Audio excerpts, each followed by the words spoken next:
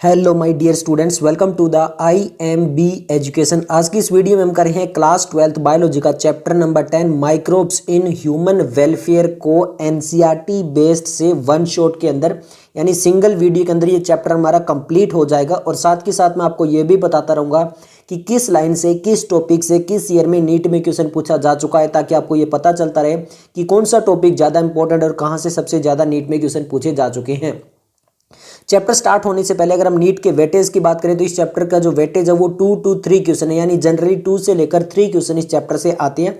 कभी कभी जो है वो 1 क्वेश्चन आ सकता है और कभी कभी 4 क्वेश्चन तक भी आ सकते हैं, बट जनरली इस चैप्टर का जो वेटेज रहता है आप मान सकते हो कि 2 to 3 क्वेश्चन इस चैप्टर से आ सकते हैं।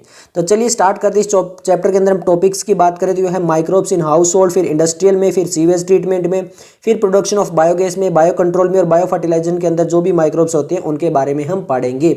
अब सिंपल है, यहाँ पे देखिए आ रहे हैं माइक्रोब्स। अब हमने chapter number 2 biological classification class 11th के अंदर पढ़ा भी था। 2 किंगडम आते हैं जो प्योरली आपके यूनिसेलुलर थे, माइक्रोब्स थे, मोनेरा और प्रोटिस्टा। तो यहाँ पर देखिए जो मैक्रोस्कोप होते हैं जैसे प्लांट्स और एनिमल्स, इसके अलावा होते हैं माइक्रोब्स जो कि हमने बायोलॉजिकल क्लासिफिकेशन के अंदर पढ़ा था और ये बायोलॉजिकल सिस्टम के अंदर उस अर्थ पे रहते हैं। ये तो हम पढ़ चुके हैं। अब हमसे ये पूछा है कि ये कहाँ पर रहते हैं, तो वो किंगडम मोनेरा में हमने पढ़ा था कि ये एवरीवेयर रहते हैं, चाहे सॉइल हो, वाटर हो, एयर हो, इनसाइड ओवर बॉडी हो या फिर कोई अदर एनिमल हो या कोई प्लांट हो, उसके ऊपर जो है वो माइक्रोब्स रहते हैं। इसके अलावा हमने ये भी देखा था कि जो आर्ची बैक्टीरिया होते हैं वो एक्सट्रीम एनवायरनमेंट में अंदर में भी रहते हैं। तो ऐसे कुछ और भी माइक्रोब्स होते हैं जो वहाँ पर भी रह सकते हैं जहाँ पर लाइफ पॉसिबल नहीं है, such as deep inside the gases, जैसे थर्मल वेंट्स हो गया, वेयर द टेम्परेचर में be high as 100 degree Celsius, यानी 100 डिग्री सेल्सियस से हाई टेम्परेचर भी रह सकते हैं। डीप इन द सॉइल में भी रह सकते हैं, under the layer of the snow भी रह सकते हैं, सेवरल मीटर थिक जो है उसके अंदर भी माइक्रोब्स मिल सकते हैं, हाईली एसिडिक एनवायरनमेंट में भी मिल सकते हैं। अब हमने जो माइक्रोब्स है उनको डिवाइड कर दिया था प्रोटोजोआ में, बैक्टीरिया में, फंजाई में। इसके अलावा माइक्रोस्कोप एनिमल्स एंड वायरस के अंदर, वायरोइड्स के अंदर, और इसके अलावा प्रायोन्स जो कि आपके प्रोटीनियसिस इन्फेक्टियस एजेंट होते हैं वो भी किसके अंदर आते हैं, माइक्रोब्स के अंदर आते हैं। अब माइक्रोब्स कुछ डायग्राम दिए वो आगे बात करते हैं, बट यहाँ पर आपको ये भी याद रखना है कि माइक्रोब्स जैसे बैक्टीरिया और फंजाई जो होती हैं, अगर हम उनको न्यूट्रिटिव मीडिया के अंदर ग्रो करवाएं और उनकी पूरी कॉलोनीज बना दें तो हम उनको नेक्ड आई से भी देख सकते हैं। क्लियर है। अब आप कहोगे कि यहाँ पर हमें कहाँ पर दिखाई देगा, तो ये रहा आपके सामने डायग्राम। तो ये देखिए, ये जो एक कॉलोनी है पेट्री डिश के अंदर, ये बैक्टीरिया की है और ये आपको दिखाई दे रही है ये फंगल कॉलोनी है जो कि ग्रो की गई है पेट्री डिश के ऊपर। इस टाइप से हम नेक्ड आई से भी देख सकते हैं। अब यहाँ पर हमें जो है वो बैक्टीरिया दिए गए, ये वाला जो डायग्राम है यहाँ पे हमें बैक्टीरिया दिए गए हैं और यहाँ पे हमें वायरस दिखाए गए हैं। अब इसमें कैसे क्वेश्चन पूछा जा सकता है वो इंटरेस्टिंग है। देखिए जो रेड वाला है वो रोड शेप्ड है, फिर ये जो है स्पेरिकल शेप्ड है और ये फिर रोड शेप्ड विद आपका क्या है, बैक्टीरियम विद फ्लैजिला है। तो यहाँ पे देखिए जो रोड शेप्ड है वहाँ पर 1500x जो है वो जूम किया गया है, यहाँ पर भी 1500x मैग्नीफाई किया गया, यहाँ पे 50,000 मैग्नीफाई किया गया है, तब ये वायरस हमें इस टाइप से दिखाई दे रहा है, फ्लैजिला और रोड शेप्ड। अब ये एक इंटरेस्टिंग चीज़ है, यहाँ पर देखिए ये जो हमें स्टार्टिंग में दिखाई दे रहा है ये एक बैक्टीरियोफेज है। आपको पता है बैक्टीरियोफेज क्या होता है, हम पीछे भी चैप्टर्स में करवा चुके हैं, वो वायरस जो इन्फेक्ट करता है बैक्टीरिया को। फिर इंपॉर्टेंट है ये वाला डायग्राम। अब इस टाइप से AIPMT में क्वेश्चन पूछा गया था एक बार बहुत पहले, बट आगे भी नीट में इस टाइप से क्वेश्चन पूछा जा सकता है। किस टाइप से क्वेश्चन पूछा जा सकता है, देखिए ये डायग्राम दे देंगे और पूछेंगे ये क्या है, ये है एडिनो वायरस और ये क्या काम करता है, ये रेस्पिरेटरी इन्फेक्शन जो है उसको कोज करता है। क्लियर है। और यहाँ पर ये जो दिखाई दे रहा है ये rod shaped tobacco mosaic virus है, rod shaped tobacco mosaic virus है और इसको मैग्नीफाई किया गया है 1 लाख से 1.5 लाख तब जाके हमें दिखाई दे रहा है। अब चैप्टर नंबर 8 जो था ह्यूमन हेल्थ एंड डिजीज, वहाँ पे हमने ये देखा था कि बहुत सारे, चाहे बैक्टीरिया हो, चाहे प्रोटोजोआ हो, चाहे वायरस वगैरह, वो बहुत सारी डिजीज कोज कर रहे थे ह्यूमन के अंदर। तो यहाँ पे ये पूछा जाता है कि क्या सभी माइक्रोब्स डिजीज कोज करते हैं? जी नहीं, कोई ज़रूरी नहीं है, क्योंकि बहुत सारे जो आपके माइक्रोब्स है कोई ज़रूरी नहीं है कि वो हार्मफुल हो और वो डिजीज़ ही कोज करे।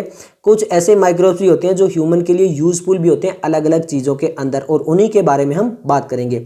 सबसे पहले हम बात करते हैं microbes in house hold products, यानी जो घर में बनने वाली चीज़ें हैं, खाने पीने की चीज़ें, उनमें माइक्रोब्स कहाँ कहाँ पे यूज़ होते हैं। तो सबसे पहले इंपॉर्टेंट है जो हर एक घर में बनता होगा, और वो है आपका कर्ड फ्रॉम द मिल्क, यानी मिल्क से दही, कर्ड बनाने वाला जो चीज़ है वो लगभग हर घर में होता है और वहाँ पर भी होते हैं माइक्रोब्स।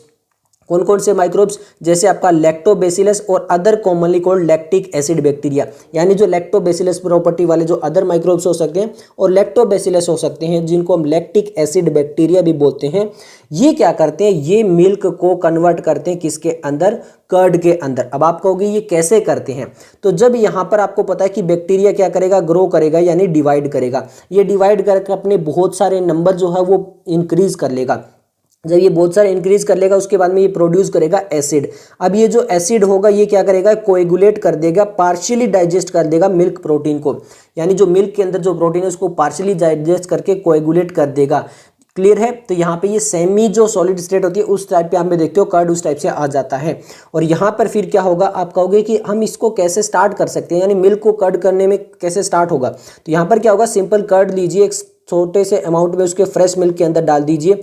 जो आपने स्टार्टिंग में छोटा सा जो कर्ड का अमाउंट लिया है उसको बोला जाता है इनोकुलम या फिर स्टार्टर, जिसके अंदर मिलियंस ऑफ लैक्टोबैसिलस बैक्टीरिया होती हैं। और वो क्या करते हैं, एक सूटेबल टेम्परेचर के ऊपर जो कन्वर्ट मिल्क को कर देते हैं कर्ड के अंदर जो है वो कन्वर्ट कर देते हैं। क्लियर है। अब यहाँ से 2018 में एक क्वेश्चन आया था। अब ये तो चीज़ पता है, अब कर्ड जो है वो न्यूट्रिशनल वैल्यू क्या देता है। तो देखिए इसके अलावा जो मिल्क से जब कर्ड बनता है तो न्यूट्रिशनल वैल्यू भी जो है वो इंप्रूव हो जाती है। For example increasing vitamin B12, कौन सी विटामिन, विटामिन B12 जो होती है वो भी इंक्रीज हो जाती है कर्ड के अंदर। 2018 में यही विटामिन पूछी गई था। इसके अलावा हमारा जो स्टोमक होता है वहाँ पे भी लेब जो लैक्टोबैसिलस बैक्टीरिया है वो ये भी देखता है कि डिजीज कॉजिंग माइक्रोब्स वगैरह तो नहीं आ गए हैं। तो ये तो था कर्ड वाला। अब आप कहोगे इसके अलावा और क्या होता है, तो डोसा और इडली ये तो लगभग सभी ने अब लग खाते ही होंगे, चीज़ें मंगवा के वगैरह कहीं बाहर जाते हैं। तो यहाँ पे जो डोसा और इडली जो बनाने का है तो वहाँ पे जो डफ होता है वो होता है फर्मेंटेटेड बाय द बैक्टीरिया, यानी कुछ बैक्टीरिया होते हैं जो उसको फर्मेंट करते हैं। और जब वो फर्मेंट हो जाता है तो आप देखते हो वो पफ टफ हो जाता है, थोड़ा सा फूल जाता है, क्योंकि वहाँ पे CO2 गैस जो होती है वो प्रोड्यूस हो जाती है। क्लियर है। इसके अलावा ब्रेड, लगभग हर घर में आती है ब्रेड। तो ये जो ब्रेड बनती है वहां पर भी यूज होता है आपका क्या, बेकर ईस्ट। अब आप मुझे बताओ कि ईस्ट किसके अंदर आती है, ईस्ट आती है फंजाई के अंदर, यूनिसेलुलर ईस्ट, आपको पता हो तो यहाँ पर जो ईस्ट है वो है सैक्रोमाइसिस सर्विसेज। ये भी हमने बायोलॉजिकल क्लासिफिकेशन में पढ़ा था। सैक्रोमाइसिस सर्विसेज जो होती है वो क्या करती है, ब्रेड बनाने के काम आती है। जो डफ होता है उसके अंदर डाली जाती है और फिर वो पफ्ड होकर ब्रेड बनाने के काम आती है। इसके अलावा और किस में आता है, तो यहाँ पर आते हैं कुछ ट्रेडिशनल ड्रिंक्स और फूड आइटम्स जो कि फर्मेंटेटेड किए जाते हैं अदर माइक्रोब्स के द्वारा। उसमें एक एग्जांपल है टोडी, काफी इंपॉर्टेंट है टोडी ड्रिंक्स। AIPMT 2004 में यहाँ से क्वेश्चन आ चुका है। इसके अलावा 2002 में भी क्वेश्चन आ चुका है। जैसे देखिए जो टोडी एक ड्रिंक होती है वो एक ट्रेडिशनल ड्रिंक है जो साउथर्न इंडिया जो पार्ट होते हैं वहां पर ज्यादातर ये यूज की जाती है। और ये किससे बनती है, फर्मेंटेटेड सेप फ्रॉम द पाम, जो पाम ट्रीज होते हैं उसके सेप को फर्मेंटेट करके और फिर ये जो ड्रिंक बनाई जाती है कौन सी, टोडी ड्रिंक बनाई जाती है। इसके अलावा जो माइक्रोब्स होते हैं वो फिश को फर्मेंट करने में, सोयाबीन को फर्मेंट करने में, इसके अलावा बेम्बू शूट को फर्मेंट करने में यूज होते हैं, जिससे अलग अलग टाइप के फूड बनाए जाते हैं। अब नेक्स्ट सबसे इंपॉर्टेंट एक और चीज आ जाती है, वो है आपका चीज। क्लियर है। यहाँ पे फोटो नहीं खींच रहे हैं, क्लिक नहीं करवा रहे हैं कि चीज बना। चीज लगभग आपने पिज्जा वगैरह खाया होगा उसमें चीज होता है, और भी बहुत सारी चीजें हैं, बर्गर वगैरह जिसमें चीज यूज होता है, शायद ही आप में से होगा जिसने सुना होगा। तो यहाँ पर जो चीज़ होता है ये एक ओल्डेस्ट फूड आइटम है जो जिसके अंदर माइक्रोब्स होते हैं वो यूज्ड होते हैं। क्लियर है। और ये यहाँ पर देखिए डिफरेंट डिफरेंट जो वेराइटीज़ होती है चीज़ की, वहाँ पे कैरेक्टरिस्टिक्स टेक्सचर होता है, फ्लेवर होता है, टेस्ट होता है। क्यों? क्योंकि वहाँ पर अलग अलग स्पेसिफिक माइक्रोब्स यूज़ किए जाते हैं। अब आप कहोगे ऐसा कैसे हो सकता है, तो यहाँ पर फॉर एग्जाम्पल दो चीज़ दी गई है, एक स्विस चीज़ और एक रॉक्यूफोर्ट चीज़। स्विस चीज देखिए, स्विस चीज वाला जो है वो यहाँ से 2015 में क्वेश्चन आ चुका है। अब स्विस चीज क्या किससे बनता है, देखिए Swiss cheese are due to the production of large amount of CO2। यहाँ पर large amount of CO2 produce की जाती है और यहाँ पे जो बैक्टीरिया यूज किया जाता है वो है प्रोपियोनिबैक्टीरियम सार्मानी। प्रोपियोनिबैक्टीरियम सार्मानी जो होता है उसी से बनता है स्विस चीज। क्लियर है। ओके यहाँ पर ये याद रखना है कि ये जो स्विस चीज है यहाँ पर बैक्टीरिया यूज हो रहा है, ये इंपॉर्टेंट है। यहाँ पे क्या यूज हो रहा है, बैक्टीरिया। बट अगर हम वहीं पे बात करें रॉक्यूफोर्ट चीज की, तो ये देखिए क्या है, ripen by a specific fungi. यहाँ पर इसको राइपन किया जाता है ग्रोविंग ए स्पेसिफिक फंजाई, यानी ये जो है वो फंजाई से होता है, जबकि स्विस चीज जो होता है वो बैक्टीरिया से बनता है। तो यहाँ पर इस चीज से आपको पता होगा ये पर्टिकुलर फ्लेवर वगैरह जो वो देते हैं। ओके, नेक्स्ट हम बात करते हैं माइक्रोब्स इन इंडस्ट्रियल प्रोडक्ट। अब आपको पता है जहाँ पे इंडस्ट्री वर्ड आएगा इसका मतलब है वहाँ पे बहुत लार्ज स्केल पर प्रोडक्शन होने वाला है, वहाँ पर माइक्रोब्स कैसे यूज हो जाएंगे और कौन कौन से प्रोडक्ट बनाएंगे। तो सिंपल है, इंडस्ट्री के अंदर हम जो वो सिंथेसाइज करते हैं number of products, for example beverages and antibiotics. यहाँ पर कुछ एक एग्जांपल दिए हैं। बीवरेजेस जो है वो भी माइक्रोब्स के द्वारा प्रोड्यूस किए जाते हैं और एंटीबायोटिक्स के अंदर भी काफ़ी इंपॉर्टेंट रोल होता है किसका, माइक्रोब्स का। जब हमें पता है कि जब इंडस्ट्रियल स्केल पे यहाँ पे हमें रिक्वायरमेंट होगी अगर किसी चीज़ को प्रोड्यूस करने की, इसका मतलब है कि हमें जो माइक्रोब्स है वो बहुत ही लार्ज स्केल पर ग्रो करने पड़ेंगे और वो जो वेसल्स जहाँ पर हम उन माइक्रोब्स को लार्ज स्केल पे ग्रो करते हैं उन वेसल्स को बोलते हैं फर्मेंटर्स। क्या बोलते हैं उनको, फर्मेंटर्स बोलते हैं। ये हमारे सामने फर्मेंटर्स के देखिए यहाँ पे डायग्राम दिया हुआ है, ये इस टाइप से क्या है, फर्मेंटर्स है। अब हमने दो प्रोडक्ट की बात की थी, सबसे पहले बीवरेजेस की बात करते हैं। तो यहाँ पर जो माइक्रोब्स होते हैं स्पेशली यहाँ पे यूज होती है ईस्ट। क्या यूज़ होती है, ईस्ट होती है, जो कि टाइम इमोर्टल मतलब बहुत लंबे टाइम से जो वो ईस्ट यूज़ हो रही है। और यहाँ पर जो है वो अलग अलग टाइप के बीवरेजेस बनाई जाती है, for example wine, beer, whisky, brandy और रम वगैरह। और यहाँ पे जो ईस्ट यूज़ होती है वो होती है सैक्रोमाइसिस सर्वेसिस। सेम वही ईस्ट यूज़ होती है जो ब्रेड बनाने के अंदर होती है। और यहाँ पर अगर ये बीवरेजेस बना रही है तो यहाँ पर इस ईस्ट को बोल देते हैं ब्रीवर ईस्ट, और जब ब्रेड बना रहे थे तो हमने इसको बोला था बेकर ईस्ट। ईस्ट वही सेम है। अब यहाँ पर होता क्या है, यहाँ से होता है कि जो भी माल्टेड सीरियल वगैरह, फ्रूट जूस वगैरह है उसको किया जाता है फर्मेंटेशन, और फिर क्या प्रोड्यूस किया जाता है, इथेनॉल प्रोड्यूस किया जाता है। समझ में आ चुका होगा आपको यहाँ तक। अब जब इथेनॉल प्रोड्यूस किया जाता है तो उसको फिर उसके बाद में किया जाता है डिस्टिलेशन, और उसी डिस्टिलेशन प्रोसेस पे डिपेंड करता है कि जो रॉ मटेरियल यूज़ करके हमने जो फर्मेंटेशन करके जो प्रोसेस से चीज़ें तैयार की है उसको डिस्टिल किया है या नहीं किया है। अगर हमने डिस्टिल किया है तो वो अलग टाइप की ड्रिंक्स होती है, अगर डिस्टिल नहीं किया है तो वो अलग टाइप की डिस्टिल होती है। फॉर एग्जाम्पल काफ़ी इंपॉर्टेंट देखिए, वाइन एंड बियर ये जो होती है वो विदाउट डिस्टिलेशन से होती है। वेयर जहाँ पे विस्की, ब्रांडी और रम होती है यहाँ पर डिस्टिलेशन प्रोसेस होता है ऑफ द फर्मेंटेटेड ब्रो। जो फर्मेंटेड होता है उसके बाद वहाँ पे डिस्टिलेशन प्रोसेस होता है विस्की, ब्रांडी एंड रम बनाने के लिए। वहीं पे वाइन एंड बियर के अंदर जो होता है वो डिस्टिलेशन नहीं होता है। AIPMT 2012 में क्वेश्चन आ चुका है। अब सिंपल है याद रखने का तरीका, जहाँ पे देखिए 4 वर्ड है यहाँ पर भी 4 वर्ड है, बाकी इनमें देखिए 5 है, 5 है, 3 है। तो जहाँ पे केवल 4 वर्ड है वहाँ पर विदाउट डिस्टिलेशन है, बाकी वालों में डिस्टिलेशन है। अब हम नेक्स्ट बात करते हैं एंटीबायोटिक्स के बारे में। किसके बारे में बात करेंगे, एंटीबायोटिक्स के बारे में। अब आपको पता है कि एंटीबायोटिक्स जो है वो सबसे इंपॉर्टेंट आप यूँ समझ सकते हो कि एक डिस्कवरी थी 20th सेंचुरी की, जो कि बहुत ज़्यादा कंट्रीब्यूशन करती है ह्यूमन सोसाइटी में। अब यहाँ पे एंटी का मतलब क्या होता है, अगेंस्ट। ये एक ग्रीक वर्ड है जहाँ पे एंटी का मतलब होता है अगेंस्ट और बायो का मतलब होता है लाइफ। तो इसका तो मतलब हो गया ये अगेंस्ट द लाइफ है, पर ये क्या ह्यूमन के अगेंस्ट में है, जी नहीं, ह्यूमन के लिए तो ये प्रो लाइफ है। ये अगेंस्ट किसकी अगेंस्ट में लाइफ है, जो भी डिजीज कोजिंग माइक्रो ऑर्गेनिज्म है उसके अगेंस्ट लाइफ में है। तो इसीलिए वो जो अगेंस्ट लाइफ है एंटीबायोटिक्स है, वो उस माइक्रोब्स के लिए एंटीबायोटिक्स है, बट हमारे लिए क्या है, वो प्रो लाइफ है। क्लियर है। अब यहाँ पर देखिए जो एंटीबायोटिक्स होते हैं वहाँ पर होते हैं केमिकल सब्सटेंस जो कि प्रोड्यूस किए जाते हैं कुछ एक माइक्रोब्स के द्वारा, जो कि किल या फिर रिटार्ड कर देते हैं जो भी डिजीज कोजिंग माइक्रोब्स होते हैं उनको या तो किल कर देंगे या फिर उनकी ग्रोथ को कम कर देंगे। इस टाइप के केमिकल बनाए जाते हैं किसके द्वारा, कुछ एक माइक्रोब्स के द्वारा। अब आप पूछोगे कि यहाँ पर इसकी डिस्कवरी कैसे हुई, तो यहाँ पर देखिए एक एंटीबायोटिक है जिसका नाम है पेनिसिलिन। ये जो पेनिसिलिन जो है वो सबसे पहली आप ये सकते हो कि फर्स्ट एंटीबायोटिक है जो कि डिस्कवरी। देखिए penicillin was the first antibiotic to be discovered. तो सबसे पहली एंटीबायोटिक थी वो कौन सी थी, पेनिसिलिन थी। अब आपको हैरानी होगी कि ये एक चांस डिस्कवरी है। चांस डिस्कवरी कैसे, देखिए फॉर एग्जांपल अलेक्जेंडर फ्लेमिंग, सबसे पहले इसकी डिस्कवरी करने वाले कौन से साइंटिस्ट थे, अलेक्जेंडर फ्लेमिंग थे। ये कुछ वर्क कर रहे थे एक बैक्टीरिया पे जिसका नाम था स्टेफिलोकोकी। स्टेफिलोकोकी पे वर्क करते हुए आपको पता है कि साइंटिस्ट जो होते हैं वो अपनी लैब में ऐसे बैठे रहते हैं, ज़्यादा साफ सफाई पर ध्यान नहीं देते, तो वो स्टेफिलोकोकी को ग्रो करवा रहे थे। अब उन्होंने क्या चीज़ देखी, ऑब्जर्व की कि वहाँ पर उन्होंने अनवॉश्ड कल्चर, एक प्लेट ली थी जिसको उन्होंने वॉश नहीं किया था, उसके अंदर जो स्टेफिलोकोकी थी उसको ग्रो करवा रहे थे और उन्होंने देखा कि वहाँ पर वो ग्रो नहीं हो रही हैं। तो उन्होंने देखा कि पहले से क्या इसमें चीज़ प्रेजेंट थी जिसकी वजह से स्टेफिलोकोकी जो ग्रो नहीं हो रहा है, तो उन्हें वहाँ पर दिखाई दिया Penicillium notatum. He found that was due to a chemical produced by a mould and it named it penicillin after the mould Penicillium notatum. तो यहाँ पर जो है ये देखा कि पेनिसिलियम नोटेटम जो है वो एक केमिकल प्रोड्यूस कर रहा है, जिसकी वजह से जो है स्टेफिलोकोकस वहाँ पे ग्रो नहीं कर रहा है।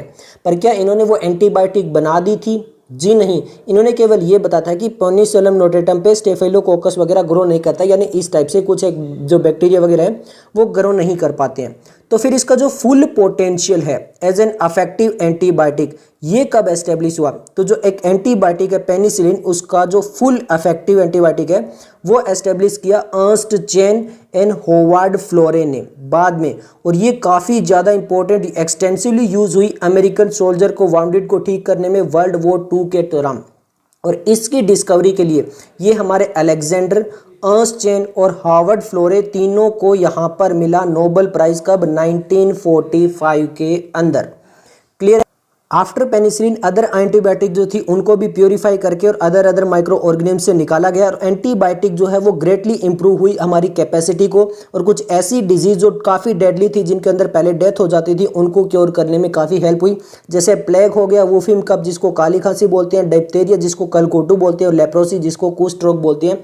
इन सब को जो कंट्रोल करने में काफ़ी इंपॉर्टेंट रोल प्ले किया किसने? एंटीबायोटिक्स ने, जो कि यूज़ होती है kill millions all over the girl. पहले इन डिजीज से मिलियंस ऑफ पीपल की डेथ हो जाती थी, अगर ये एंटीबायोटिक्स नहीं होती तो आज भी इन डिजीज से पीपल्स की डेथ हो रही होती।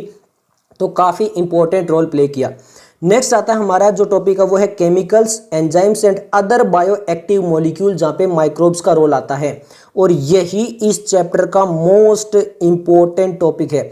मोस्ट इंपॉर्टेंट, अगर मैं यहाँ पे 3 स्टार 4 स्टार जितने स्टार हो सकते उतने लगा लीजिए, क्योंकि ये मान लीजिए कि इस जो पैराग्राफ है यहाँ पर ये वाला, इस टॉपिक से एवरी ईयर नीट में क्वेश्चन आता है। अब देखिए, जो माइक्रोब्स होते हैं वो कमर्शियल और इंडस्ट्रियल प्रोडक्शन में काफ़ी इंपॉर्टेंट रोल प्ले करते हैं, और ये बहुत सारे ऑर्गेनिक एसिड, अल्कोहल, एंजाइम्स वगैरह जो होते हैं उनको प्रोड्यूस करने में हेल्प करते हैं।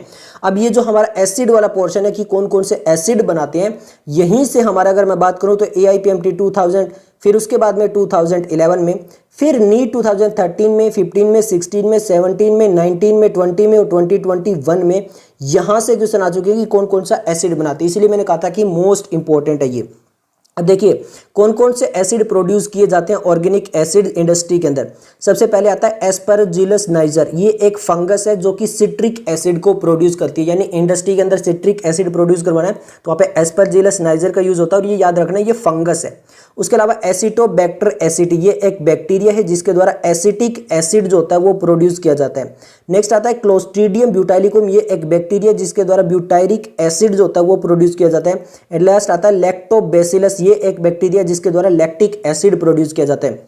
नीट में इस टाइप से भी क्वेश्चन आ सकता है, सिंपल एस्परजिलस बोल देंगे, एसिटोबैक्टर बोल देंगे, क्लोस्ट्रीडियम बोल देंगे, यह भी आपको याद रखना है। सिंपल स्पीसीज नाइजर बोल देंगे, एसिटी बोल देंगे, ब्यूटाइलिकम बोल देंगे, ये भी आपको याद रखना है। इसके अलावा ये याद रखना है कि यहाँ पर एस्परजिलस नाइजर है वो फंगस है, बाकी सभी बैक्टीरिया है, तो इस टाइप से आपको याद रखना है। अब यहाँ तक तो हो चुका है, हमने बात कर ली है किसके बारे में? एसिड के बारे में। अब हम बात करते हैं इथेनॉल के बारे में। तो यहाँ पर आपका प्रोड्यूस होता है, देखिए यहाँ पर सिंपल साफ साफ लिखा हुआ है, east that is saccharomyces services जो होती है वो कमर्शियल प्रोडक्शन पे इथेनॉल प्रोड्यूस करती है। सिंपल है। अब हम बात करते हैं कौन कौन से एंजाइम प्रोड्यूस किए जाते हैं। तो यहाँ पर सबसे पहले एक एंजाइम आता है लाइपेजेज एंजाइम, और ये यूज किया जाता है डिटर्जेंट फॉर्मुलेशन, जो डिटर्जेंट वगैरह बनाती है वहाँ पर जो एंजाइम यूज होता है वो लाइपेजेज एंजाइम होता है। और इस एंजाइम से क्या होता है, यहाँ पर ये जो है ऑयली स्टेन वगैरह होते हैं लॉन्ड्री पे, उनको रिमूव करने में हेल्प करता है। तो डिटर्जेंट के अंदर लाइपेजेज एंजाइम होता है। क्लियर है। और ये भी माइक्रोब्स की मदद से बनाया जाता है। इसके अलावा आप ये देखोगे जो बोतल के अंदर जो फ्रूट जूस आता है वो जो मार्केट में होता है वो ज़्यादा क्लीन दिखाई देता है, जो हम घर पे बनाते हैं वो इतना ज़्यादा क्लीन दिखाई नहीं देता है। तो ऐसा क्या होता है, तो पहले उस जूस को बना के उसको क्या किया जाता है, क्लेरिफाई किया जाता है। अब वो क्लेरिफाई करने के लिए वहाँ पे 2 एंजाइम का यूज़ किया जाता है, एक होता है पैक्टिनेज और एक होता है प्रोटीज। ये 2 जो एंजाइम्स होते हैं वो यूज़ किए जाते हैं बोतल जूस के अंदर, उस जूस को पहले क्लेरिफाई करने के लिए। क्लियर है। यहां से आपका AIPMT 2009 में क्वेश्चन आ चुका है। नेक्स्ट हम बात करते हैं कि एंजाइम है स्ट्रेप्टोकाइनेज। अब ये जो स्ट्रेप्टोकाइनेज वाला ये जो लाइन लिखी हुई है काफी इंपॉर्टेंट है, AIPMT 2012 और नीट 2016 में क्वेश्चन आ चुका है। अब स्ट्रेप्टोकाइनेज क्या करता है, देखिए स्ट्रेप्टोकाइनेज जो होता है वो प्रोड्यूस होता है एक बैक्टीरिया से, उस बैक्टीरिया का नाम है स्ट्रेप्टोकोकस, यानी स्ट्रेप्टोकोकस जो बैक्टीरिया था वो एंजाइम बनाता है स्ट्रेप्टोकाइनेज। अब ये स्ट्रेप्टोकाइनेज को क्या किया जाता है, मॉडिफाई किया जाता है with the help of genetic engineering, और फिर इसको यूज़ किया जाता है एज ए क्लॉट बस्टर। अब यहाँ पर ये जो क्लॉट बस्टर है नाम से पता चल रहा है कि ये रिमूव करेगा क्लॉट्स को, बट कहाँ पे रिमूव करेगा, जो ब्लड वेसल्स होती है वहाँ पर। कोई भी पेशेंट है जिसको मायोकार्डियल इन्फेक्शन हुआ है, अब मायोकार्डियल इन्फेक्शन क्या होता है, वो स्टेज जब उसको हार्ट अटैक होने वाला होता है, तो हार्ट अटैक अगर हो रहा है उससे पहले, अब यहाँ पे मायोकार्डियल इन्फेक्शन के अंदर क्या होता है, वो जो ब्लड वेसल्स होती है वो ब्लॉक हो जाती है, जो हार्ट को ब्लड सप्लाई कर रही है। मान लीजिए ये हमारा हार्ट है और इसको जो ब्लड सप्लाई कर रही है, उनके अंदर अगर ब्लॉकेज आ जाएगी तो यहाँ पर हार्ट को अच्छे से ब्लड सप्लाई नहीं होगी, वो होता है मायोकार्डियल इन्फेक्शन के अंदर, यानी इसको ये भी बोल सकते हो हार्ट अटैक। तो यहाँ पर उस चीज़ में क्या होता है कि क्लोट बन जाते हैं, तो वहाँ पर उन क्लोट को रिमूव करने के लिए यूज़ किया जाता है क्या, स्ट्रेप्टोकाइनेस, और ये आता है आपका बैक्टीरिया स्ट्रेप्टोकोकस से। ये चीज़ क्लियर हो गई। ओके, इसके अलावा कुछ और भी बायो एक्टिव मॉलिक्यूल है जो यूज़ किए जाते हैं। अब ये वाला पैराग्राफ भी काफ़ी इंपॉर्टेंट है, क्यों, क्योंकि 2011 में, 12 में, 15 में, 16 में, 19 में और नी 2020 में भी इस पैराग्राफ से क्वेश्चन आ चुके हैं। सबसे पहले बात करते हैं बायो एक्टिव जो मॉलिक्यूल है उसका नाम है साइक्लोस्पोरिन ए। अब साइक्लोस्पोरिन ए क्या है, देखिए ये एक इम्यूनोसप्रेसिव एजेंट की तरह यूज़ किया जाता है। अब आपको पता है ह्यूमन हेल्थ एंड डिजीज़ में के अंदर हमने बात की थी कि अगर किसी के अंदर ऑर्गन ट्रांसप्लांट कर भी देते हैं तो उसको बार बार इम्यूनोसप्रेसिव लेनी पड़ती है होल लाइफ, ताकि उसका जो इम्यूनो रिस्पॉन्स है वो उसको ऑर्गन को रिजेक्ट ना कर दे। तो जो इम्यूनोसप्रेसिव एजेंट की तरह यूज़ किया जाता है साइक्लोस्पोरिन ए, और ये प्रोड्यूस किया जाता है एक फंगस के द्वारा जिसका नाम है ट्राइकोडर्मा पॉलीस्पोरम। क्या नाम है उसका, ट्राइकोडर्मा पॉलीस्पोरम। क्लियर हो गया। ओके, अब एक नेक्स्ट बात करते हैं। नेक्स्ट एक एंजाइम है स्टेटिन। अब स्टेटिन क्या है, देखिए स्टेटिन एक प्रोड्यूस होता है मोनेस्कस परप्यूरियंस, ये भी ईस्ट है, इसका मतलब ये ईस्ट क्या होती है, फंगस के अंदर आती है। तो यहाँ पर भी मोनेस्कस परप्यूरियन जो ईस्ट है उसके द्वारा प्रोड्यूस किया जाता है स्टेटिन, और ये कमर्शियलाइज यूज होता है ब्लड कोलेस्ट्रॉल लोवरिंग एजेंट के अंदर, यानी ब्लड के अंदर अगर कोलेस्ट्रॉल बढ़ चुका है उसको कम करने में यूज होता है स्टेटिन, और ये किससे प्रोड्यूस होता है, मोनेस्कस परप्यूरियन से। अब ये वर्क कैसे करता है, ये कम्पिटिटिवली इनहिबिटिंग करता है। अब यहाँ पर बात आती है बायोमोलिक्यूल चैप्टर जो कि क्लास 11th के हमने पढ़ा था, और वहाँ पे हमने एंजाइम्स के अंदर पढ़ा था, और वहाँ पे कम्पिटिटिव इनहिबिटर के बारे में पढ़ा था। तो यहाँ पर भी ये क्या काम करता है, जो हमारा स्टैटिन है ये कम्पिटिटिव इनहिबिटर की तरह यूज़ करता है एंजाइम के लिए, और ये जो अदर एंजाइम है जो कि कोलेस्ट्रॉल को सिंथेसाइज कर रहा है उसकी जगह जाकर ये लग जाएगा और उसको सिंथेसाइज नहीं करने देगा, और इस तरह से ब्लड कोलेस्ट्रॉल जो वो लो हो जाएगा।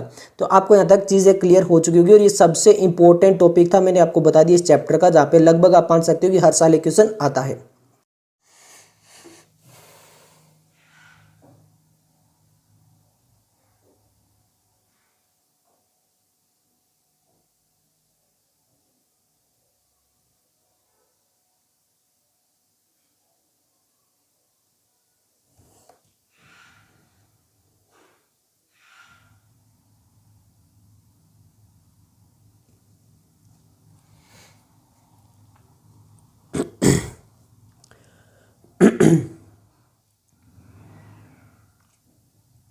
नेक्स्ट अब बात करनी है माइक्रोब्स इन सीवेज ट्रीटमेंट के अंदर, यानी जो माइक्रोब्स है वो यूजफुल होते हैं सीवेज को ट्रीट करने के लिए। अब हमें ये पता है कि लार्ज क्वांटिटी के अंदर जो वेस्ट वाटर होता है वो जनरेट होता है, चाहे वो सिटीज़ हो, टाउन हो, एवरी डे। अब यहाँ पे जो मेजर कंपोनेंट होता है इस वाटर के अंदर, जो वेस्ट वाटर होता है वहाँ पर होता है ह्यूमन एक्सक्रीटा, और ये जो म्युनिसिपल वेस्ट वाटर होता है इसी को बोलते हैं सीवेज। क्या बोलते हैं, सीवेज बोलते हैं। अब इस सीवेज के अंदर मेन जो कंपोनेंट है वो ह्यूमन एक्सक्रीटा है, इसका मतलब यहाँ पे लार्ज अमाउंट के अंदर क्या है, ऑर्गेनिक मैटर है एंड माइक्रोब्स है। बट ये जो माइक्रोब्स है ये क्या होते हैं, पैथोजेनिक भी हो सकते हैं, इसमें से कुछ माइक्रोब्स जो कि डिजीज कोज कर सकते हैं। तो इसका मतलब क्या है कि ये जो वाटर इसको डिस्चार्ज डायरेक्टली नहीं किया जा सकता रिवर और स्ट्रीम्स के अंदर, उससे पहले हमें क्या करना पड़ेगा, इसको डिस्पोज करने से पहले इसको करना पड़ेगा ट्रीट। तो यहाँ पर किसको ट्रीट करें, सीवेज को ट्रीट करें, तो यहाँ पर जो प्लांट होगा उसको बोलते हैं सीवेज ट्रीटमेंट प्लांट, यानी जहाँ पर इस सीवेज का ट्रीट किया जाएगा और इसको जो है लेस पोल्यूटिंग बनाया जाएगा। अब वो कैसे बनाया जाएगा तो यहाँ पर हम बात करेंगे। तो देखिए यहाँ पर जो होता क्या है, जो नेचुरली अकरिंग जो सीवेज होता है उसके अंदर होते हैं हेट्रोट्रोपिक माइक्रोब्स। ये तो हमें पता है क्योंकि ऑटोट्रोपिक तो यहाँ से आने से रहे, जो कि नेचुरली इसके अंदर प्रेजेंट होते हैं और यही हेल्प करने वाले हैं किसके अंदर, ट्रीटमेंट के अंदर। अब यहाँ पर ट्रीटमेंट जो होता है सीवेज का वो टू टाइप से होता है, एक होता है प्राइमरी ट्रीटमेंट एंड एक होता है सेकेंडरी ट्रीटमेंट। अब पहले बात करते हैं प्राइमरी ट्रीटमेंट की। मान लीजिए ये यहाँ से हमारे पास आ रहा है सीवेज वाटर, ये क्या आ रहा है, सीवेज वाटर आ रहा है।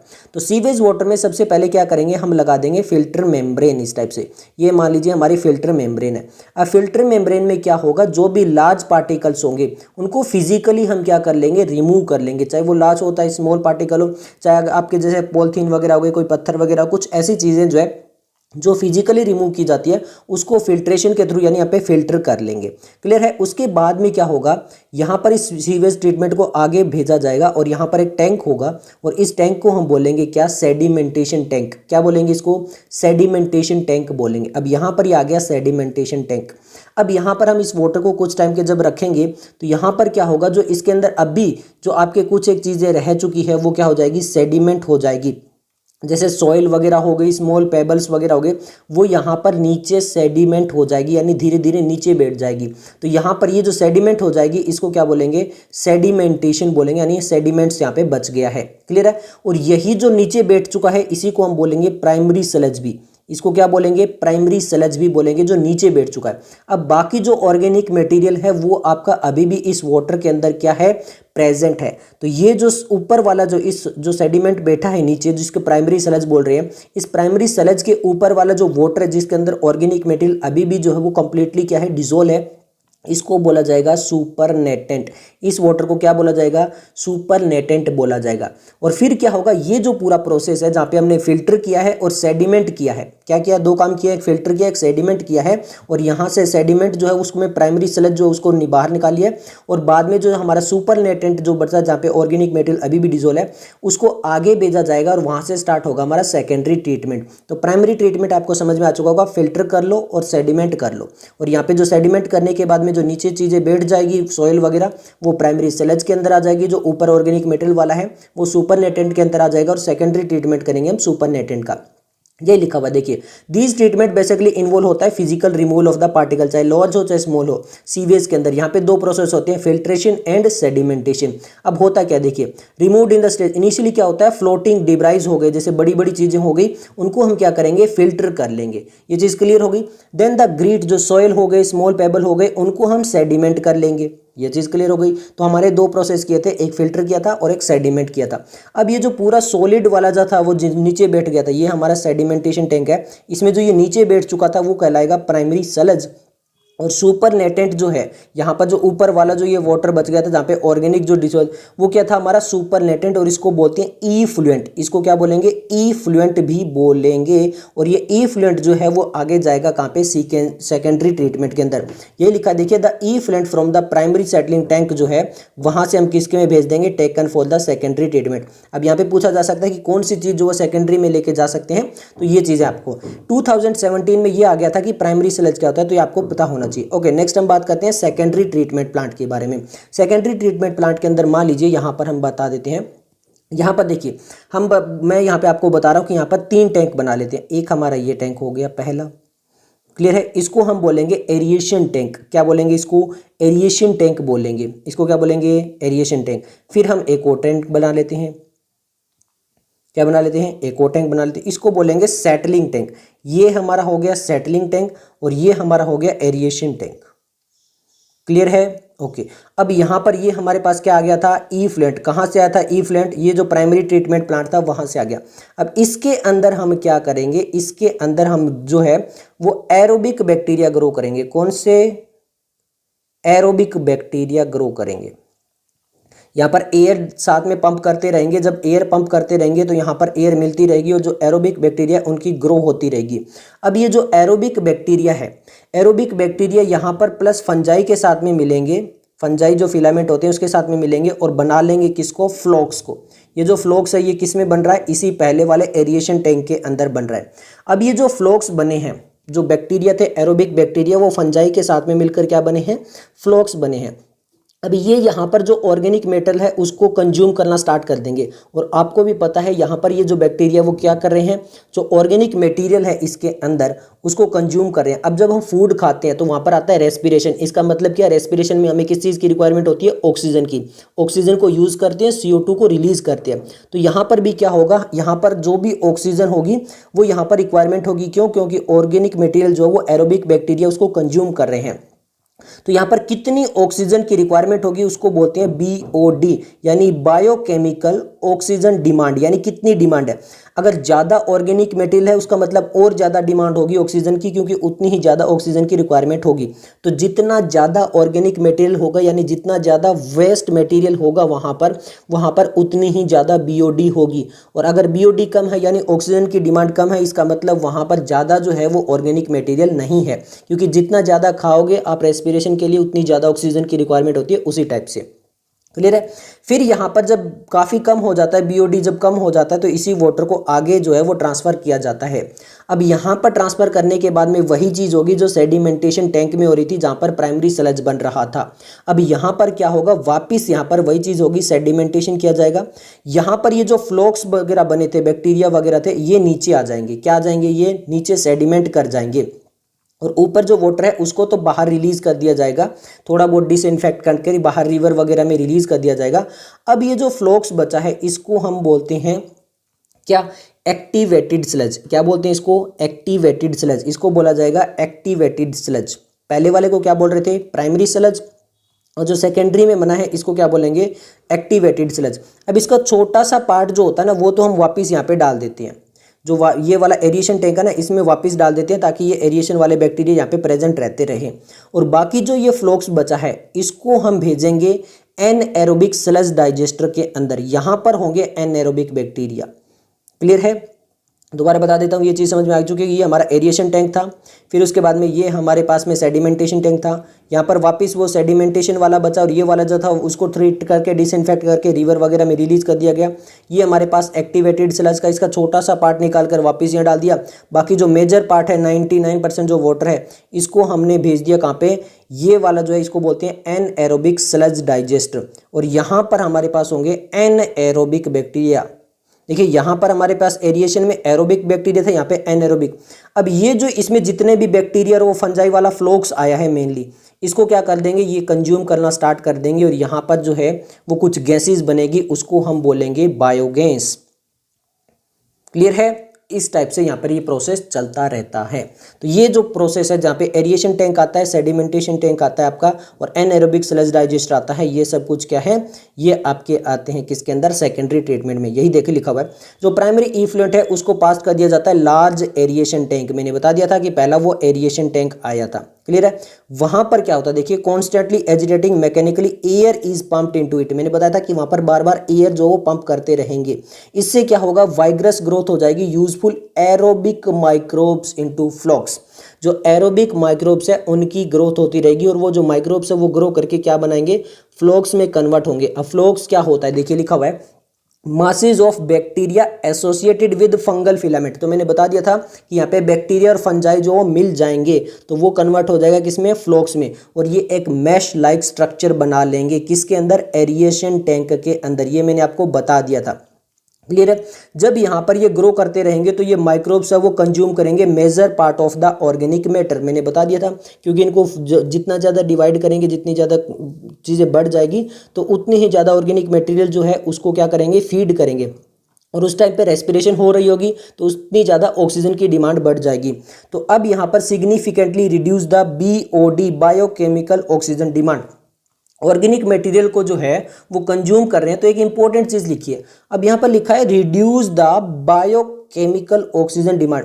अब आप कहोगे कि अभी तो आपने बोला था जब फूड जो है वो आपके जितना ज़्यादा खाएंगे उतनी ज़्यादा ऑक्सीजन रिक्वायरमेंट होगी, और यहाँ पर लिखा हुआ है रिड्यूस द बीओडी, यानी यहाँ पर तो बीओडी कम हो रही है। देखिए ध्यान से मैं बोलता हूँ, यहाँ पर पहले जो है वो आप मान लीजिए 10 बर्गर थे। 10 बर्गर जब कंज्यूम किए तो यहाँ पर मान लीजिए 10 ही लीटर ऑक्सीजन की रिक्वायरमेंट थी। क्लियर है।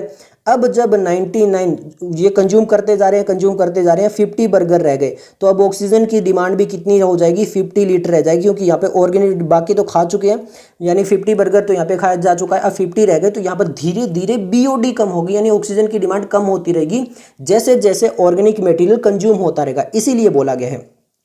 अब BOD refer to the amount of oxygen that would be consumed. अब समझ में आ गया बीओडी किसको बोलते हैं, यानी वो ऑक्सीजन जो रिक्वायरमेंट होती है कंज्यूम करने के लिए ऑर्गेनिक मैटर को, यानी जितना ऑर्गेनिक मैटर जो है वो खाते रहेंगे उतनी ज्यादा जो ऑक्सीजन है उसी को बोलते हैं ऑक्सीजन डिमांड।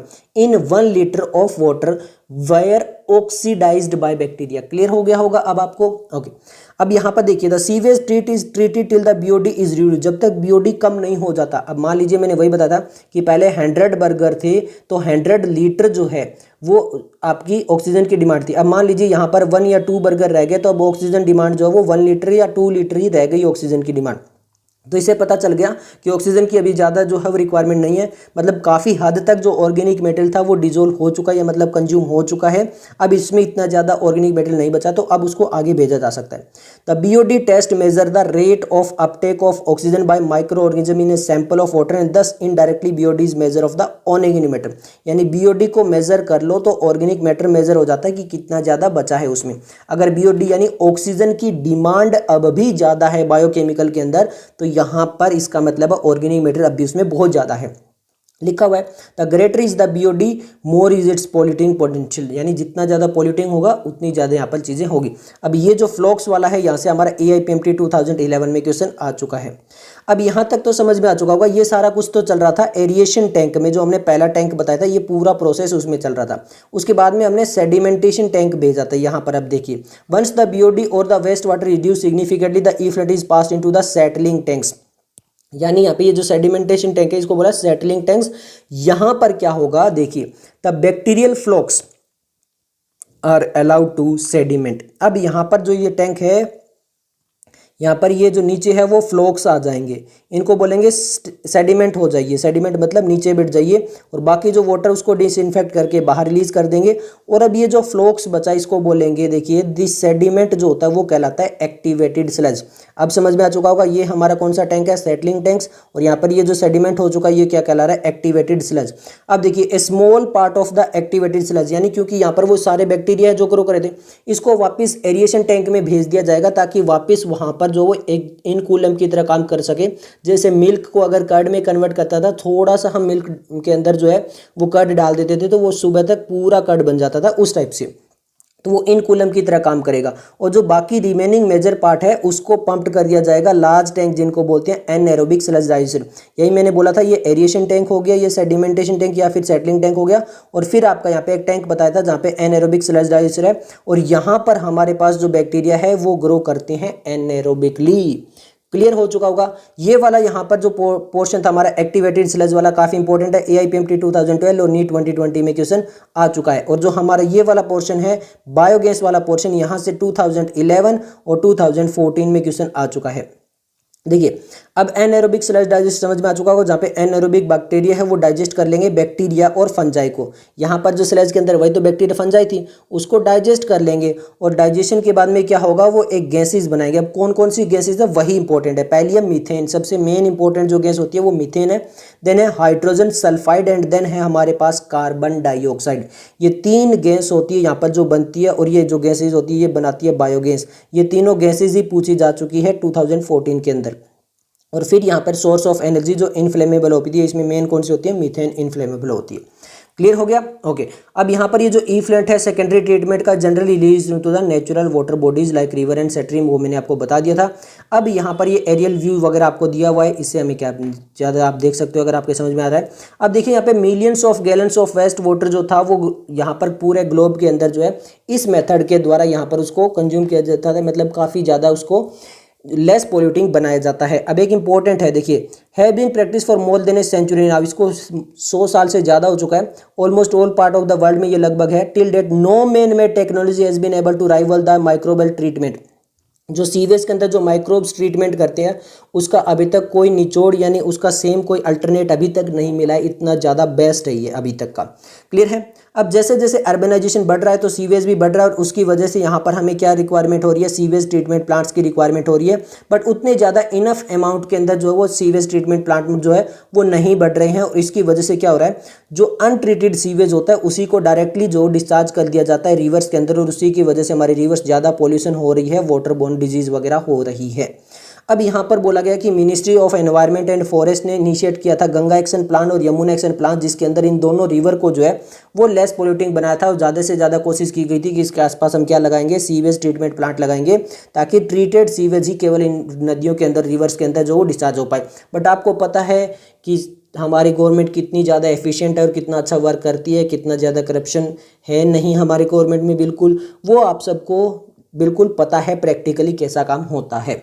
अब हम बात करते हैं माइक्रोब्स की in the production of biogas. जो हमने बात की थी सीवेज के अंदर बायोगैस, उसी टाइप से वहाँ पे जो बैक्टीरिया थे एनाएरोबिक स्लज डाइजेस्टर में वो होते हैं। देखिए बायोगैस क्या होती है, मिक्सचर ऑफ गैसेज होती है, यानी कई गैस होती है और इसमें मेन जो होती है वो होती है मीथेन। अब आपको ये पता ही है माइक्रोब्स जब एक्टिविटी करते हैं तो यहाँ पे प्रोड्यूस होती है और ये एज ए फ्यूल यूज़ की जाती है। अब यहाँ पर देखिए क्या होता है, अब जो आपके माइक्रोब्स वगैरह होते हैं जब वो ग्रो कर रहे होते हैं और मेटाबोलाइज कर रहे होते हैं, ग्रो का मतलब सेल डिवीजन वगैरह हो रही होती है, तो वहाँ पर वो डिफरेंट टाइप की गैसेज को प्रोड्यूस करते हैं। अब यहाँ पर ये जो कौन सी गैस प्रोड्यूस होगी वो डिपेंड करती है कि जो माइक्रोब्स कौन सा है और जो ऑर्गेनिक सब्सटेंस है जिसको वो यूटिलाइज कर रहे हैं as a source of energy वो कौन सा है। ये इन दोनों पे डिपेंड करता है कि वो कौन सी टाइप ऑफ गैसेज वहाँ पर बनेगी। क्लियर है। जैसे हमने लास्ट चैप्टर में बात की थी अलग अलग टाइप के फूड बनते हैं, जैसे डफ बनाते हैं, फर्मेंटेशन ऑफ डफ बनाते हैं, चीज़ मेकिंग करते हैं, बीवरेजेस बनाते हैं, तो वहाँ पर मेनली जो प्रोड्यूस हो रही थी वो कौन सी हो रही थी, कार्बन डाइऑक्साइड प्रोड्यूस हो रही थी। इसी तरह बहुत सारे बैक्टीरिया जब ग्रो करते हैं एनएरोबिकली सेलुलोजिक मटेरियल पे, अब दो चीज़ हो गई, एक तो बैक्टीरिया एनएरोबिक है और एक मटेरियल जो वो सेलुलोजिक है, तो वो लार्ज अमाउंट ऑफ मीथेन को प्रोड्यूस करते हैं। इसके अलावा वहाँ पे कार्बन डाइऑक्साइड एंड हाइड्रोजन भी होती है। क्लियर है। और यही जो गैसेज है यूनिक गैसेज को बोला जाता है बायोगैस। ये हमने लास्ट चैप्टर में अभी जो सीवेज ट्रीटमेंट प्लांट में पढ़ा था, मीथेन, कार्बन डाइऑक्साइड और वहाँ पर थी हाइड्रोजन सल्फाइड और हाइड्रोजन भी आपको याद रखना है, यानी टोटल 4 गैसेज आपको याद रखनी है। क्लियर है। और ये किसके अंदर आती है, ये जो बैक्टीरिया होते हैं जो ये काम करते हैं, जो एनारोबिक बैक्टीरिया होते हैं ये इनको बोलते हैं मीथेनोजेंस। अब याद करिए किंगडम मोइनेरा के अंदर आची बैक्टीरिया के अंदर हमने पढ़ा था, और इनका एक बैक्टीरिया अगर हम बात करें तो वो हो सकता है मीथेनोबैक्टीरियम। देखिए वन सच कॉमन बैक्टीरियम जो यूज होता है वो मेनली होता है मीथेनोबैक्टीरियम। अब ये जो बैक्टीरिया होता है वो मिलता है एनारोबिक स्लज, जो हमने सीवेज ट्रीटमेंट प्लांट की थी, अगर उसके अंदर पूछ ले कौन सा बैक्टीरिया, तो मीथेनोबैक्टीरिया प्रेजेंट होता है। क्लियर है। तो क्या ये केवल वहीं प्रेजेंट होता है, जी नहीं, ये इसके अलावा ये जो बैक्टीरिया होता है वो ह्यूमन के अंदर प्रेजेंट होता है, जो कि आपका एक पार्ट है स्टोमक का, मतलब जो आपके हमारे तो अंदर तो सिंगल स्टोमक होता है, बट उस जो कैटल वगैरह होते हैं उनमें अलग अलग पार्ट होते हैं, उसमें से एक स्टोमक का पार्ट होता है जिसको बोलते हैं ह्यूमन। जैसे हमारे अंदर बोल रहे थे फाइलोरिक पाइलोरिक वगैरह फंडस वगैरह, इस टाइप से वहाँ पर एक पार्ट होता है ह्यूमन, किसके अंदर, कैटल्स के अंदर। और यहाँ पर क्योंकि देखिए कैटल जो होती है वो मेनली जो है सेलुलोजिक मटेरियल बहुत ज़्यादा कंज्यूम करती है, तो उसके फूड में भी सेलुलोजिक मटेरियल बहुत ज़्यादा होगा, तो उसके ह्यूमन में भी जाएगा, और ह्यूमन के अंदर ये बैक्टीरिया होते ही हैं जो कि ब्रेक डाउन कर देते हैं उस सेलुलोज को। इसका मतलब है कि यहाँ पर ये जो न्यूट्रिशन वगैरह है कैटल का, उसके अंदर एक इंपॉर्टेंट रोल प्ले करते हैं, कौन, आपके मीथेनोबैक्टीरियम। अब जब वहाँ पर वो एक्सक्रीट करता है कोई भी कैटल, यानी डंग को जब बाहर निकालता है, या जिसको बोलते हैं कॉमनली गोबर, तो उसके अंदर ये बैक्टीरिया भी जो है वो कुछ अमाउंट के अंदर बाहर निकल जाते हैं, और फिर वो मदद करते हैं किसके अंदर, गोबर गैस प्लांट को प्रोड्यूस करने में, यानी गोबर गैस बनाने के अंदर। अब देखिए होता सिंपल, यहाँ पर ये आपके डायग्राम से समझ में आ जाएगा, चीज़ें वही लिखिए। यहाँ पर हम डंग वाटर को डाल देते हैं, फिर ये है डाइजेस्टर। अब यहाँ पर वो बैक्टीरिया उसको डाइजेस्ट करेंगे, किसको, सेलुलोजिक मटेरियल को, और यहाँ पे ये देखिए methane, carbon dioxide, hydrogen sulphide वगैरह वो गैस जो वो प्रोड्यूस हो जाएगी, और फिर हम इसको एज ए गैस फ्यूल की तरह यूज़ कर लेंगे, और जो डाइजेस्टेड मटेरियल हो जाएगा उसको स्लज में हम बाहर निकाल देंगे। तो इस टाइप से होता है कंप्लीट। यही बोला गया कि यहाँ पे लार्ज टैंक्स होते हैं, वहाँ पे माइक्रोबायल एक्टिविटी होती है, और बायोगैस प्लांट जो होता है outlet which is connected to pipe suddenly biogas near by houses, और ये जो गैस पाइप होती है उसको नियर बाई हाउसेज के अंदर भेज देते हैं। अब ये जो स्लज होता है remove through the another way be used as fertiliser, इसको हम कैसे यूज़ कर सकते हैं, फर्टिलाइजर की तरह यूज़ कर सकते हैं। यानी अब भी इसमें बहुत सारी ऐसी चीज़ें हैं जो काफ़ी रिच हो सकती है सोयल के लिए। ये ज़्यादातर जो वो रूरल एरिया के अंदर आप जो है ये ज़्यादा सक्सेसफुल होगा एज़ कम्पेयर टू आपके अर्बन एरियाज़ के अंदर। यहाँ पे जो बायोगैस प्रोड्यूस होती है उसको कुकिंग एंड लाइटनिंग वगैरह के अंदर यूज़ किया जा सकता है। डायग्राम हमारे पास दिया हुआ है। अब देखिए ये जो टेक्नोलॉजी है जो बायोगैस प्लांट वाली, ये ज़्यादातर इंडिया के अंदर किस वजह से डेवलप हो पाई, यहाँ पर 2 इंस्टीट्यूट आए थे, उनके एफर्ट की वजह से ये डेवलप हो पाई। पहला जो इंस्टीट्यूट था वो Indian agriculture research institute, that is IARI, and second जो वो khadi and village industries commission KVIC। इन दोनों के योगदान से जो है वो इंडिया के अंदर बायोगैस प्लांट जो है वो काफ़ी मात्रा में बढ़ पाए थे। क्लियर है। अब हम बात करते हैं microbes as bio control agent के लिए। अब बायो कंट्रोल आप समझते हो, यानी बायोलॉजिकली हम किसी चीज़ को कंट्रोल करेंगे तो उसके अंदर हमारी मदद करेंगे कौन, माइक्रोब्स मदद करेंगे। अब देखिए बहुत सारे जो हमारे प्लांट्स होते हैं, जो क्रॉप होती है, क्लियर है, वहाँ पर हम यूज़ करते हैं इंसेक्टिसाइड, पेस्टिसाइड वगैरह। अगर उनको जो डिजीज़ कॉजिंग वगैरह जो ऑर्गेनिज्म वगैरह है, जो पेस्ट वगैरह जो डिजीज़ करती हैं, उनको हम माइक्रोब्स की वजह से अगर रोक पाएँ या कुछ ऐसे जो बायो कंट्रोल कर पाएँ इन चीज़ों को, तो काफ़ी हेल्प हो पाएगी हमारे पास में। एक्चुअल में होता है क्या, मॉडर्न सोसाइटी के अंदर बहुत सारे केमिकल्स हम यूज़ करते हैं जो कि हमारे इंसेक्टिसाइड और पेस्टिसाइड की फॉर्म में होती हैं, बट ये केमिकल काफ़ी टॉक्सिक होते हैं और एक्सट्रीमली हार्मफुल होते हैं ह्यूमन बींग्स और इस टाइप के एनिमल्स के लिए। और इसके अलावा ये जो हमारा एनवायरनमेंट होता है उसको काफ़ी पोल्यूट करते हैं, चाहे वो सॉइल हो, चाहे ग्राउंड हो, चाहे वाटर हो। अब देखिए, अगर उन्हीं से निकले हुए जहाँ पर हम इंसेक्टिसाइड, पेस्टिसाइड वगैरह उन प्लांट पे यूज़ करें, तो उन प्लांट के जो फ्रूट, वेजिटेबल और क्रॉप वगैरह होगी, वो भी क्या हो जाएगी, काफ़ी पोल्यूट हो जाएगी। तो वहाँ से भी चीज़ें जो है वो, अब आप भी समझते हो कि अभी ज़्यादातर ऑर्गेनिक में जो है चीज़ों का काफ़ी चलन आ चुका है। क्यों? क्योंकि यहाँ पर जो वीडिसाइड वगैरह है उसको रिमूव कर दिया जाता है बायो कंट्रोल से। अब देखिए, bio control of paste and disease में होता क्या है, देखिए यहाँ पर बहुत सारे ऐसे मेथड होते हैं जिसके द्वारा ये जो पेस्ट वगैरह होते हैं उनको कंट्रोल किया जाता है नेचुरल प्रीडेशन के द्वारा। यानी नेचुरल एक प्रीडेटर होगा, केमिकल यहाँ पर कुछ होगा नहीं, और वही जो भी डिजीज़ कॉजिंग ऑर्गेनिज्म, पेस्ट वगैरह है, उनको कंट्रोल करके रखेगा। इरेडिकेट नहीं करेगा, ऐसा नहीं है कंप्लीटली उसको साफ कर देगा, कंट्रोल करके रखेगा। देखिए यहाँ पर देखिए, जो ऑर्गेनिक फार्मिंग होती है, यहाँ पर देखिए, further health the more variety of landscape has the more sustainable it is. यानी जितना ज़्यादा लैंडस्केप होगा, जितने टाइप की वेराइटीज़ होगी, उतना ही टाइप में सस्टेनेबल ये ज़्यादा कर पाएगा। फॉर एग्जांपल, एक फॉरेस्ट की बात करें, वो ज़्यादा सस्टेन क्यों होता है? क्योंकि उसमें बहुत टाइप की वेराइटीज़ होती है, चाहे वो प्लांट्स की हो, चाहे एनिमल्स की हो। बहुत सारे प्रीडेटर वगैरह होते हैं जो ऐसी टाइप से उन चीज़ों को एक दूसरे को कंट्रोल करके रखते हैं। तो अगर कंट्रोल हो जाता है तो भी काफ़ी हद तक है। देखिए यहाँ पर साफ साफ लिखा हुआ है, यहाँ पर जो ऑर्गेनिक फार्मिंग होती है उसके अंदर होता क्या है कि जो इंसेक्ट वगैरह होते हैं, जिनको हम पेस्ट बोलते हैं, वो इरेडिकेट नहीं करते। इसका मतलब वो 100% उसको रिमूव नहीं करेंगे। भाई ऐसा है कि एक भी इंसेक्ट नहीं है, ऐसा नहीं होगा, बट उनको मैनेजेबल लेवल पे जो है वो कंट्रोल करके रखेंगे कॉम्प्लेक्स सिस्टम में, ताकि वहाँ पर बैलेंस बना रहे लिविंग सिस्टम के अंदर और इकोसिस्टम के अंदर। अब आप कहोगे तो अगर वो डिजीज़ करें, उनको 100% क्यों नहीं हटा सकते? देखिए 100% अगर हटा देंगे तो जो प्रीडेटर है जो उनके ऊपर फीड कर रहा है वो जिंदा ही नहीं रह पाएगा। क्यों? क्योंकि वहां पर उनको फूड ही नहीं मिलेगा। इसीलिए आगे लिखा है, contrary to the conventional farming जो होती थी, उसकी बजाय अब हम यहाँ पे क्या कर रहे हैं, इन चीज़ों को ज़्यादा यूज़ करें, क्योंकि ये ज़्यादातर जो है वो अच्छी रहती है। ये तो आपको पता ही है। अब यहाँ पर लिखा हुआ भी है, देखिए The organic farming hold the view that the eradication of the creature that are often described as pest is not only possible। यहाँ पे इरेडिकेट करना पॉसिबल ही नहीं है, बल्कि ये अनडिजायरेबल है। मतलब ये अच्छा भी नहीं होगा। क्यों?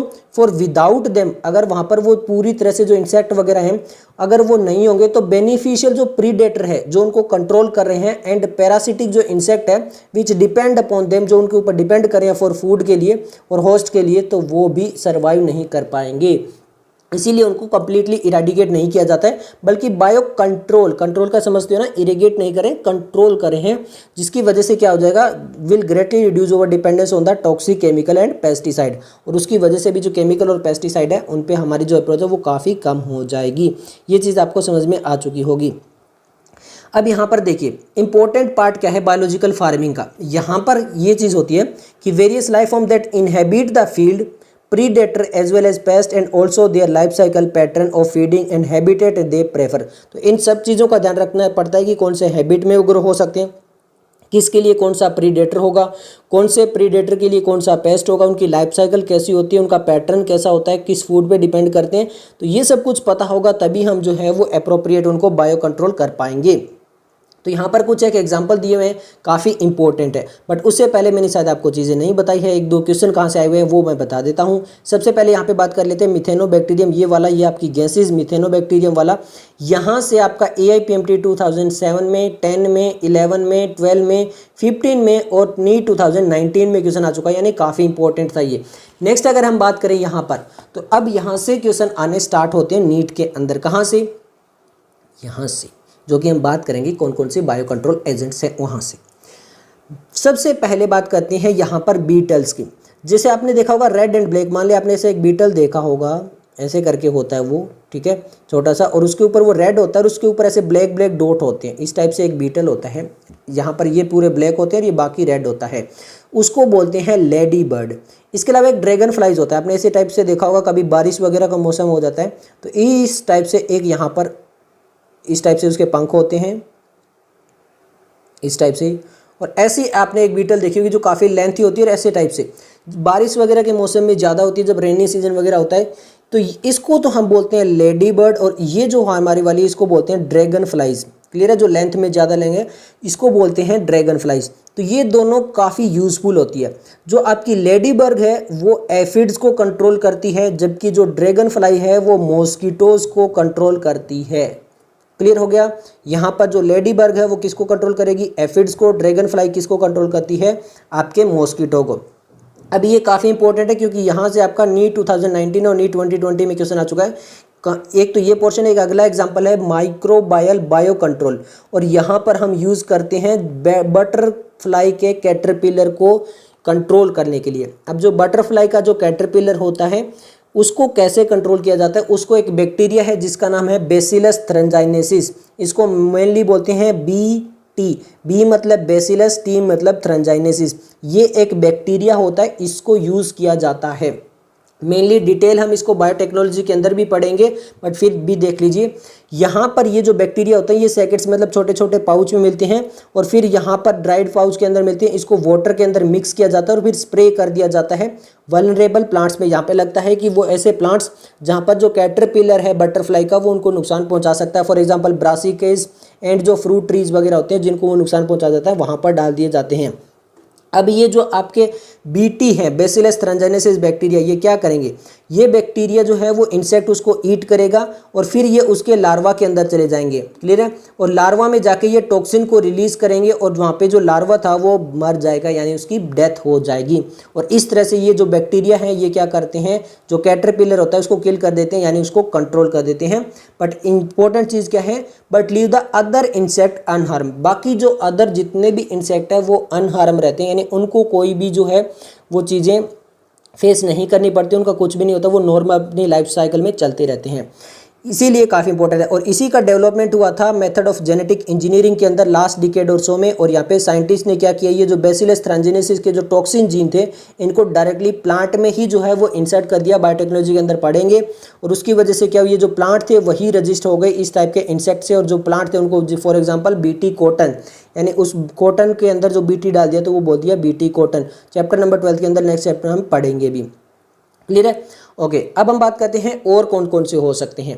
तो यहाँ से देखिए बता चुका हूँ नीट 2019 और नीट 2020 में क्वेश्चन आ चुके हैं। अब हम बात करते हैं बायोलॉजिकल कंट्रोल के बारे में। Biological control for the use of treatment of plant disease the fungus. अब एक फंगस है ट्राइकोडर्मा। अब ये ट्राइकोडर्मा वाली काफ़ी इंपॉर्टेंट है, क्यों, क्योंकि AIPMT 2008 में, फिर 10 में, फिर 12 में और नीट 2019 में क्वेश्चन आ चुके हैं। यानी एक फंगस है जिसको बोलते हैं ट्राइकोडर्मा। अब याद करिए यहाँ से एक डिजीज़ भी हो रही थी ह्यूमन हेल्थ एंड डिजीज़ के अंदर। ट्राइकोडर्मा जो फंगस थी वो डिजीज भी कॉज कर रही थी।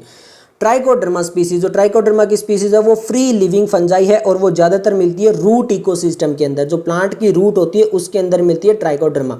अब ये किसके लिए इंपॉर्टेंट है, they are effective bio control for several plant pathogen. यानी ये रूट इकोसिस्टम के साथ में मिलकर बहुत सारे जो रूट को डिजीज कोज कर सकते हैं या अदर कहीं डिजीज कोज कर सकते हैं रूट के थ्रू, तो उनको कंट्रोल करने में हेल्प करती है। कौन, आपकी ट्राइकोडर्मा।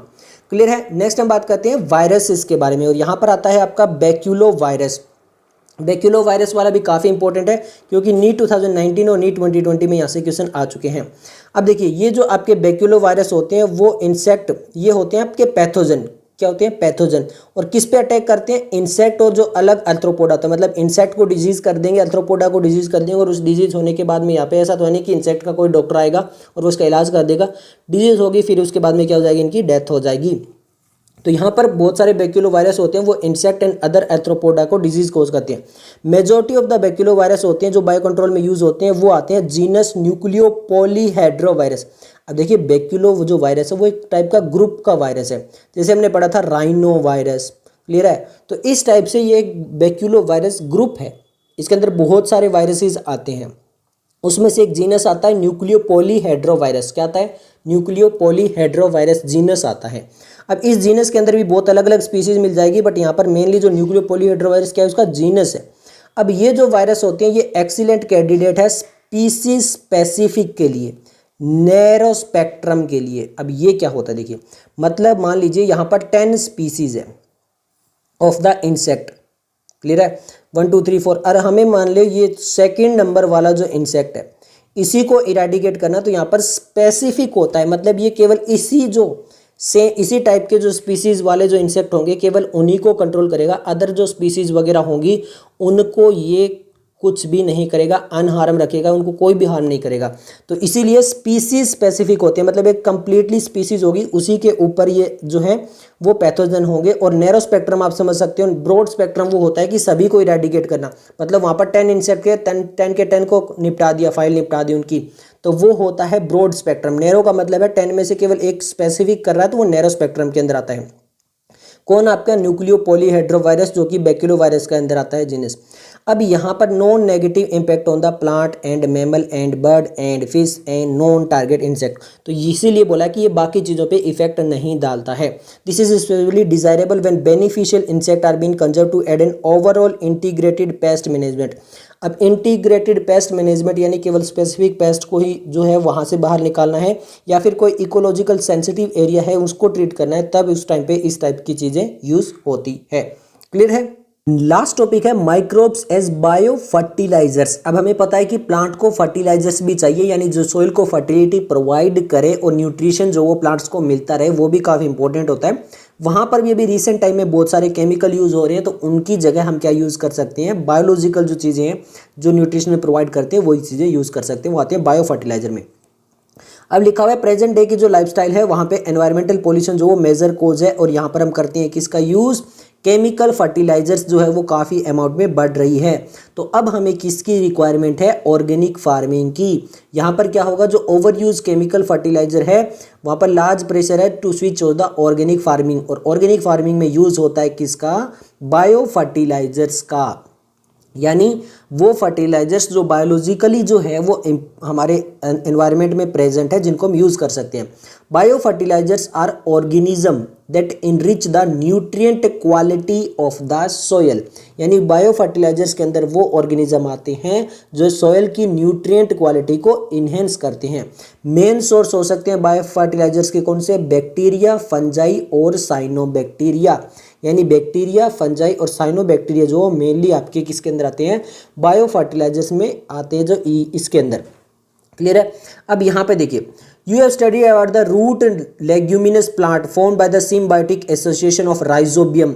अगर आपको नाइट्रोजन साइकिल याद है जो हम प्लांट फिजियोलॉजी के अंदर पढ़ रहे थे क्लास 11th के अंदर, तो वो वाला टॉपिक ऐसे थोड़ा सा लेकर वहाँ पे राइजोबियम जो थी वो सिम्बायोटिक एसोसिएशन थी, और ये जो बैक्टीरिया थे यहाँ पर वो क्या कर रहे थे? एटमॉस्फेरिक नाइट्रोजन को फिक्स करके क्या कर रहे थे?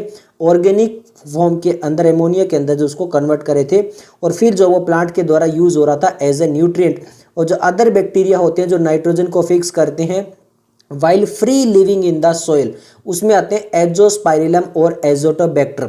अब याद रखना ये कैसे हैं? फ्री लिविंग है सोइल के अंदर, और कौन कौन से? एजोस्पाइरिलम और एजोटोबैक्टर। और ये भी क्या करते हैं? नाइट्रोजन कंटेंट सोइल के अंदर बढ़ा देते हैं नाइट्रोजन फिक्सेशन करके। तो ये तो थे कुछ बैक्टीरिया। अब बात करेंगे फंजाई के बारे में, एंड देन बात करेंगे साइनोबैक्टीरिया के बारे में। अब बात करते हैं फंजाई के बारे में। तो फंजाई भी क्या करती है? सिम्बायोटिक एसोसिएशन बनाती है विद द प्लांट, और यहाँ पे आता है माइकोराइजा, ये आपने पढ़ा भी होगा। तो माइकोराइजा के अंदर दो होते हैं, एक फंजाई होता है और एक प्लांट्स होता है, और इसके बारे में हमने बायोलॉजिकल क्लासिफिकेशन के अंदर थोड़ा सा पढ़ा था। अब यहाँ पे होता है क्या? Many members of the genus Glomus. Glomus क्या है? फंजाई। तो यहाँ पर इसके जो जीनस होते हैं वो बनाते हैं माइकोराइजा में। और जो फंजल सिम्बायोटिक है, क्योंकि फंजाई जो होती है वो कंप्लीटली हेट्रोट्रॉपिक होती है, तो ये क्या करती है? ये एब्जॉर्ब करती है फॉस्फोरस, कहाँ से? सोयल से, और कहाँ पे पहुँचा देती है? प्लांट्स के पास में। अब यहाँ पर ये न्यूट्रिएंट्स वगैरह जो है वो प्रोवाइड कर रही है किसको? प्लांट्स को। तो प्लांट क्या करेगा यहाँ पर? वो आपको इसको क्या देगा? फूड देगा। इसके अलावा जो ग्लोमस होती है वो केवल ऐसा नहीं कि केवल फॉस्फोरस वगैरह न्यूट्रिएंट्स वगैरह एब्जॉर्ब करके दे रही है, वो करती है resistance to root borne pathogen, यानी जो रूट बोर्न पैथोजन्स होते हैं जो रूट वगैरह को हार्म कर सकते हैं, उससे रेजिस्टेंस प्रोवाइड करवाने में जो वो फंजाई हेल्प करती है। इसके अलावा tolerance to salinity, drought and overall increase in plant growth and development. इसके अलावा अगर ड्रोट वगैरह, सूखा वगैरह, सॉलिनिटी वगैरह ज़्यादा हो चुकी है तो उससे भी रेजिस्टेंस प्रोवाइड कराने में काफ़ी हद तक हेल्प करती है, और प्लांट की ग्रोथ एंड डेवलपमेंट में हेल्प करती है कौन? फंजाई। किस फॉर्म में? माइकोराइजा के फॉर्म में। अब काफ़ी इंपॉर्टेंट है माइकोराइजा वाला जो ऑप्शन है, यहाँ से हमारे पास 2011, 12 और नीट 2020 में क्वेश्चन आ चुके हैं। नेक्स्ट हम बात करते हैं साइनोबैक्टीरिया के बारे में। अब साइनोबैक्टीरिया भी काफ़ी इंपॉर्टेंट है। यहाँ से AIPMT 2001 में, 2010 में और नीट 2017 में क्वेश्चन आ चुके हैं। साइनोबैक्टीरिया मोनेरा किंगडम के अंदर अगर आपको याद हो तो पढ़ा था, ऑटोट्रोपिक माइक्रोब्स होते हैं, वाइडली एक्वेटिक होते हैं और टेरेस्ट्रियल एनवायरनमेंट में भी रहते हैं। ये क्या करते हैं, फिक्स करते हैं एटमॉस्फेरिक नाइट्रोजन जो अदर बैक्टीरिया कर रहे थे। एग्जांपल दिया गया है एनाबेना, नोस्टोक और ओसिलेटेरिया। एनाबेना, नोस्टोक, ओसिलेटेरिया में से दो जो है वहाँ पर भी थे, कहाँ पर, किंगडम मोनेरा के अंदर, बायोलॉजिकल क्लासिफिकेशन के अंदर। अब यहाँ पे देखिए मेनली इन पैडी फील्ड्स जो होते हैं वहाँ पे साइनोबैक्टीरिया जो होते हैं वो इंपॉर्टेंट बायो फर्टिलाइजर्स हो सकते हैं। तो जो आपके साइनोबैक्टीरिया जो वो इंपॉर्टेंट बायो फर्टिलाइजर कहाँ पे होंगे, पैडी फील्ड के अंदर होंगे। अब ये जो ब्लू ग्रीन एल्गी यानी BGA यानी साइनोबैक्टीरिया जिनको बोलते हैं, ये क्या करते हैं, ऑर्गेनिक मैटर जो होते हैं वो सॉइल के अंदर इंक्रीज कर देते हैं। इसकी वजह से इसकी फर्टिलिटी जो है वो इंक्रीज हो जाती है। क्लियर है। तो ये सब कुछ था इस चैप्टर के लिए।